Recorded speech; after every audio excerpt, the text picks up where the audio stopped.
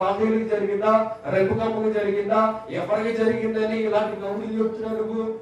అది వాళ్ళందరూ వ్యతిరేకిస్తారు.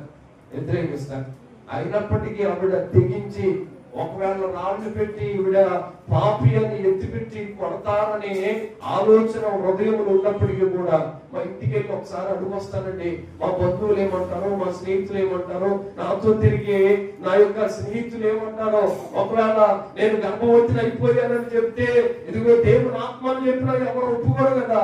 ఇలా చెప్పడం ద్వారా నాతోనే మాట్లాడుతున్నావు, ప్రపంచంలోకి ఎవరితోనూ మాట్లాడలేదు. ఈ శుభ సందర్భంలో కనుక నాతో మాట్లాడుతున్న దేవుడే దేవుడని, లోక రక్షకుడిగా నాలోకి వస్తున్నానని ఒకవేళ చెప్తే, ఎవరు ఇంద్రయ్య, ఒకవేళ మా ఫ్రెండ్స్ వస్తున్నాము అన్నట్టు గబ్రియలు దూత అంత టైం వరకు వెయిట్ చేసింది.